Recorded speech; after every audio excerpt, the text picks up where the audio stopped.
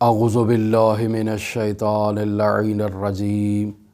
بسم اللہ الرحمن الرحیم الحمد للہ رب العالمین الصلاة والسلام علی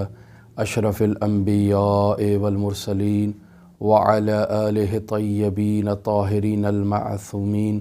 الذین اذہب اللہ عنہم الرجس وطہرہم تطہیرا اللہم صلی علی محمد وآل محمد وعجل فرج قائم آل محمد۔ شیعہ فقہا کے حالات زندگی اور ان میں موجود گراں قدر واقعات آپ کی خدمت میں بیان ہو رہے تھے۔ آج شیخ مرتضیٰ انصاری رحمۃ اللہ علیہ کا تعارف اور ان کی صالحہ والدہ کا کچھ تذکرہ آپ کے ساتھ کریں گے۔ شیخنا الاعظم شیخ مرتضیٰ انصاری 18 ذی الحج 1214 ہجری قمری کو اپنے آبائی شہر دیدفول میں ان کی ولادت ہوتی ہے۔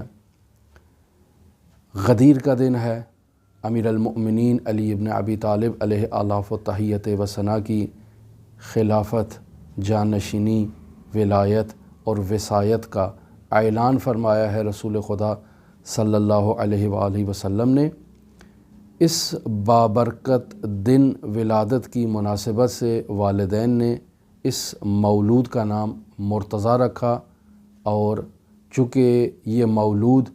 رسول خدا صلی اللہ علیہ وآلہ وسلم کے جلیل القدر عظیم المرتبت صحابی جابر ابن عبداللہ الانصاری کے خاندان سے تعلق رکھتے ہیں، اور ان کا سلسلہ نسب جابر بن عبداللہ الانصاری تک پہنچتا ہے، اس وجہ سے انہیں شیخ مرتضیٰ انصاری کہا جاتا ہے۔ ان کے والد ایک بہت ہی معروف مبلغ اسلام تھے، اور والدہ بھی ایک مجتہد کی بیٹی تھی۔ شیخ مرتضیٰ انصاری کی والدہ ولادت کی رات عالم رؤیا میں حضرت امام جعفر صادق علیہ آلاف و تحیت و ثنا کی زیارت کرتی ہیں، اور امام صادق آل محمد ایک سونے کا قرآن اس صالحہ مؤمنہ کو عطا کرتے ہیں، اور اس کی تعبیر شیخ مرتضیٰ انصاری رحمۃ اللہ علیہ کی ولادت کی صورت میں ظاہر ہوتی ہے۔ پس معلوم ہوا کہ شیخ مرتضیٰ انصاری امام جعفر صادق آل محمد کی نظر میں ایک سونے کے قرآن کی حیثیت رکھتے ہیں، ایک ایسا قرآن کہ جو خالصتاً طلا ہو اور سونا ہو۔ اس قدر علمی مقام اور مرتبت شیخ مرتضیٰ انصاری کو حاصل ہوئی۔ آغاز ہی میں بچپن میں ہی انہوں نے اپنے گھر سے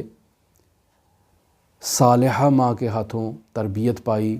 چونکہ والدہ نے امام صادق کو عالم رؤیا میں دیکھا کہ وہ سونے کا قرآن عطا کر رہے ہیں، لہٰذا والدہ نے اس مولود کی تربیت کو بہت ہی اہتمام کے ساتھ انجام دیا۔ کبھی بغیر وضو کے انہوں نے اس مولود کو دودھ نہیں پلایا، اور جب بچہ بڑا ہوا تو قرآن اور معارف اسلامی کی اس کو بچپن ہی میں تعلیم دی گئی، اور پھر اس کے بعد ادبیات عرب کی انہیں تعلیم دی گئی، انہیں فقہ و اصول سے آشنا کروایا گیا، اور اپنے آبائی علاقے میں ہی شیخ مرتضیٰ انصاری ایک بہت بڑے عالم میں تبدیل ہو گئے۔ والد بزرگوار انہیں زیارات کے لیے جب عراق لے گئے، اور کربلائے معلیٰ میں صاحب ریاض کے بہت عظیم المرتبت فرزند سید مجاہد کی خدمت میں ان کے والد پہنچے، تو والد چونکہ ایک بہت ہی محترم اور معروف شخصیت کے حامل تھے، سید مجاہد نے بہت استقبال کیا، بہت احترام کے ساتھ انہیں اپنے پاس اپنی مسند کے قریب بٹھایا۔ تمام طلاب کا جمع غفیر موجود تھا، اور وہ درس کا آغاز کرنا چاہتے تھے، تو والد صدر محفل میں موجود ہیں، اور شیخ مرتضیٰ انصاری جو ایک نہایت ہی نوجوان طالب علم ہیں، مجلس کے اختتام پر کہیں طلاب میں موجود ہیں اور بیٹھ گئے ہیں۔ ایسے میں درس خارج کا باقاعدہ آغاز ہوتا ہے، اور سید مجاہد کا موضوع گفتگو عصر غیبت حضرت صاحب العصر والزمان میں نماز جمعہ کے متعلق اپنی تحقیقات اور اپنے نظریات پیش کرنا ہوتا ہے۔ یہ بزرگوار فقیہ دلائل کو بیان کرنا شروع کرتے ہیں اور تمام تفصیل سے گفتگو کرنے کے بعد، دلائل پیش کرنے کے بعد یہ اس نتیجے پر پہنچتے ہیں کہ عصر غیبت حضرت صاحب العصر والزمان میں نماز جمعہ قائم کرنا حرام ہے۔ یہ اس نتیجے پر پہنچتے ہیں اور اپنی بحثوں کو سمیٹ لیتے ہیں۔ مجمع کے اختتام سے ایک نوجوان کی آواز بلند ہوتی ہے اور وہ اعتراض کرتے ہیں اس جلیل القدر فقیہ پر، اور انہیں کہتے ہیں کہ یہاں میں بھی آپ کی خدمت میں کچھ دلائل بیان کرنا چاہتا ہوں۔ یہاں سے میں اس واقعے کو نقل کرتا ہوں اپنے بزرگوار استاد آیت اللہ مرحوم شیخ کرامت علی سید کرامت علی نجفی صاحب سے، کہ وہ فرمایا کرتے تھے کہ شیخ مرتضیٰ انصاری نے اس محفل میں، اس درس میں نماز جمعہ کے وجوب پر دلائل قائم کرنا شروع کیے، متعدد دلائل دیے، اس قدر دلائل دیے کہ تمام حاضرین اس نظریے کی طرف منتقل ہو گئے کہ نماز جمعہ عصر غیبت میں واجب ہے۔ اور خود یہ فقیہ جلیل القدر جو مدرس تھے سید مجاہد، ان کو بھی وہ دلائل بہت قوی لگے کہ واقعاً عصر غیبت میں نماز جمعہ واجب ہے، اور انہوں نے اپنا پہلا نظریہ جو قائم کیا کہ عصر غیبت میں حرام ہے، اس نظریے سے تبدیلی اختیار کی۔ پھر جب یہ دلائل کمپلیٹ ہو گئے تو دوبارہ شیخ مرتضیٰ انصاری نے اپنی گفتگو کا پہلو تبدیل کیا اور اب دلائل قائم کرنا شروع کیے نماز جمعہ کی حرمت پر عصر غیبت میں۔ اب پھر اس قدر قوی دلائل پیش کر رہے ہیں آیات و روایات کی روشنی میں، اور باقاعدہ عصر غیبت قبریٰ سے متعلق روایات کو لا رہے ہیں کہ اب دلائل کی روشنی میں ایسے محسوس ہوتا ہے کہ نماز جمعہ عصر غیبت میں حرام ہے۔ اور پھر وہ نظریات جو علماء نے قائم کر لیے تھے پہلے دلائل کی صورت میں، ان سے تبدیل ہوئے اور پھر حرمت پر آ گئے۔ پھر شیخنا الاعظم مرتضیٰ انصاری رحمۃ اللہ علیہ نے دوبارہ دلائل کو تبدیل کرنا شروع کیا اور پھر اسے اباحہ پر لے گئے کہ عصر غیبت قبریٰ میں یہ مباح ہے۔ تو اس طرح سے شیخ اعظم مرتضیٰ انصاری نے درس کو ایک ایسی انقلاب میں تبدیل کر دیا کہ سب کے سب وہاں حاضرین اس نوجوان کی ابوہت کو اور علمی مقام و منزلت و مرتبے کو دیکھ کر حیران و ششدر رہ گئے کہ یہ ایک ابھی جوانی کے عالم میں معلوم نہیں آج کون سا نوجوان اس درس میں آ گیا ہے اور کس قدر تبحر کے ساتھ اور کس قدر عمق مطالب کے اندر داخل ہو رہا ہے۔ سید مجاہد نے سوال کیا کہ یہ کون ہے، یہ نوجوان اپنا تعارف کروائے۔ تو سید شیخ مرتضیٰ انصاری رحمۃ اللہ علیہ کے والد نے سید بزرگوار سے کہا کہ یہ میرا بیٹا مرتضیٰ ہے۔ باپ کو بھی فخر ہوا۔ تو سید مجاہد نے کہا کہ آپ اسے واپس لے جانے کے مجاز نہیں ہیں، آپ کو حق نہیں ہے کہ اس جیسے گراں قدر در کو آپ کربلا سے واپس لے کر جائیں، اسے یہیں درخشش کرنے دیں اور میں اس کا مستقبل حوزہائے علمیہ کی صورت میں اور عظمت کی صورت میں اس کا مستقبل دیکھ رہا ہوں۔ یہ حوزہائے علمیہ کا مستقبل ہے، آپ اسے نہیں لے جا سکتے۔ لہٰذا والد نے فقیہ محترم سید مجاہد کی بات کو ایکسیپٹ کیا اور بیٹے کو واپس نہیں لے کر گئے اور انہیں وہیں نجف کربلا میں چھوڑ دیا، اور کربلا میں انہوں نے 3 سال تک تعلیم حاصل کی اور پھر بعد میں اپنے آبائی شہر منتقل ہوئے اور پھر واپس وہاں کے علماء سے مشہد الرضا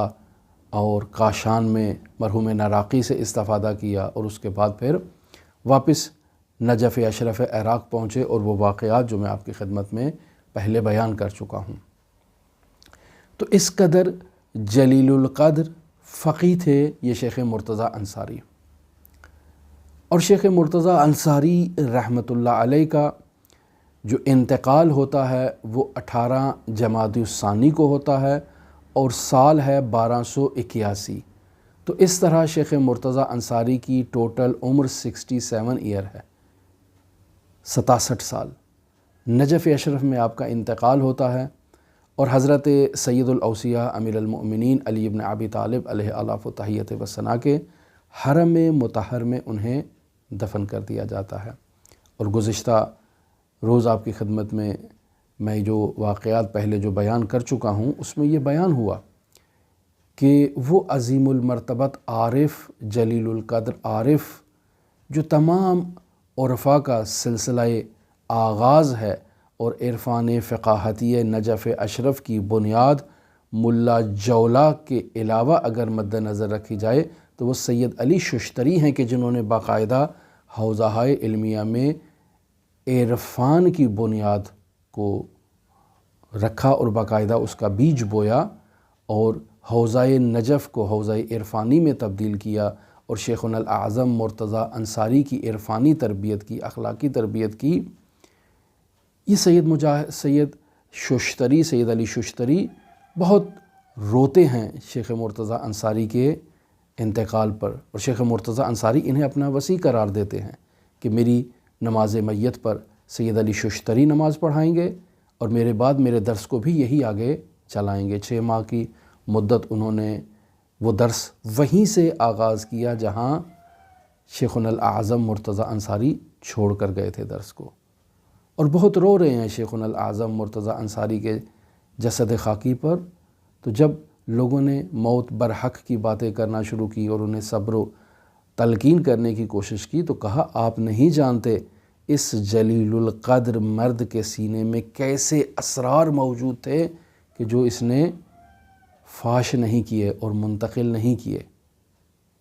یہ وہی روایات جو ہم پہلے بھی آپ کی خدمت میں عرض کر چکے کہ امام محمد باقر ان کے عظیم المرتبت صحابی جابر بن یزید جعفی کہ امام فرماتے ہیں کہ جابر تمہارے پاس 70,000 ایسی احادیث موجود ہیں کہ اگر تم نے ان میں سے کسی ایک حدیث کو بھی آگے نقل کیا تو قیامت تک تم پر ہماری اور ہمارے اجداد کی اور ہماری اولاد کی، ملائکہ کی اور خدا کی لعنت ہوگی۔ بس بعض معارف اہل بیت کے ایسے ہیں کہ جو اصحاب سر کے پاس ہیں اور ان کے سینوں میں موجود ہیں، اور اگر انہیں اہل نہیں ملتا تو وہ ان نورانی معارف کو آگے منتقل نہیں کرتے، مجاز نہیں ہیں۔ لہذا جابر بن یزید جعفی امام باقر سے کہتے ہیں کہ مولا میرا سینہ پھٹتا ہے، تنگ ہو جاتا ہے، بس اوقات مجھ پر ان عظیم المرتبت معارف کی وجہ سے جنون کی کیفیت طاری ہونا شروع ہو جاتی ہے، مولا میں کیا کروں؟ کہا جاؤ صحراؤں کا رخ کرو اور وہاں جا کر ان مطالب کو بیان کرو، یا زمین میں ایک گڑھا کھود لو اور خود اپنی گردن کو اس زمین میں منتقل کر دو اور پھر وہاں ان معارف کو بیان کرو۔ تو یہاں سے معلوم ہوتا ہے کہ حضرت سید الاوصیاء امیر المؤمنین علی بن ابی طالب کس قدر مظلوم تھے کہ جن کے سینے میں ایسے راز موجود تھے کہ سامنے مخاطب اصحاب میں وہ صلاحیت مشاہدہ نہیں کر رہے تھے کہ کسی کو ان اسرار سے باخبر کریں، لہٰذا وہ بھی زمین میں گھڑا کھودتے یا کنواں کھودتے اور پھر اپنا سر اقدس اس کے اندر ڈال کر امیر المؤمنین ان معارف کو وہاں پر منتقل کرتے۔ یہ ایک کیفیت بیان کی گئی ہے روایات میں کہ اگر انسان کے ذہن میں فضائل آل محمد،